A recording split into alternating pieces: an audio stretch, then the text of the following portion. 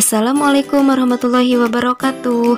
Bagaimana kabarnya hari ini kelas 4 SD IT Alfitroh? Mudah-mudahan kalian semua dalam keadaan sehat walafiat. Nah, pada kesempatan ini kita akan belajar tema 5 IPA kelas 4, yaitu fokus materi sifat-sifat cahaya. Tujuan pembelajaran kali ini yaitu peserta didik mampu menjelaskan sifat-sifat cahaya. Nah, sebelumnya Bu Iyam akan menjelaskan dulu apa itu cahaya. Nah, cahaya adalah terang yang berasal dari suatu yang bersinar. Nah, yang memungkinkan mata kita menangkap bayangan benda-benda di sekitar. Nah, itu adalah cahaya. Nah, ada beberapa sifat cahaya. Di antaranya, yang pertama yaitu merambat lurus, kemudian dapat dipantulkan, dapat diuraikan, dapat menembus benda bening, dan yang terakhir dapat dibiaskan. Nah, itu adalah sifat-sifat cahaya. Mungkin kalian baru mendengar, tapi kalian sering mengalaminya. Baik, mari kita bahas satu persatu ya. Yang pertama sifat cahaya itu yaitu cahaya merambat lurus. Nah, mengapa cahaya merambat lurus? Karena gelombang cahaya memiliki sifat merambat dengan lurus, menyebabkan terbentuknya bayangan jika terhalangi. Nah, contohnya ketika cahaya matahari masuk ke celah-celah dinding yang bolong.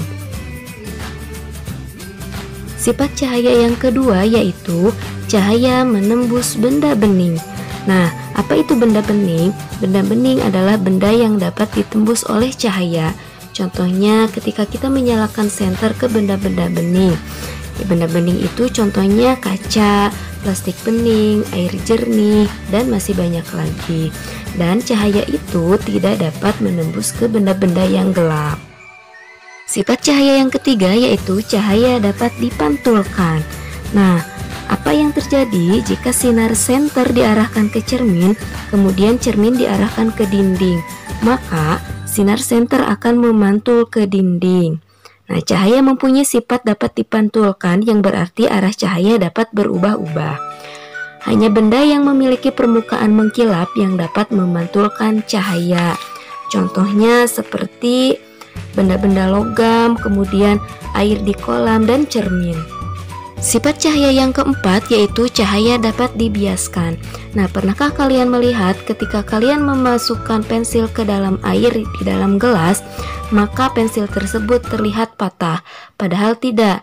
Nah, itu disebut pembiasan cahaya. Pembiasan terjadi jika cahaya melalui beberapa benda yang berbeda kerapatannya. Benda padat lebih rapat daripada benda cair, dan benda cair lebih rapat daripada benda gas. Sifat cahaya yang kelima yaitu cahaya dapat diuraikan. Nah, pernahkah kalian melihat pelangi? Apakah kalian mengetahui berapa banyak warna pelangi?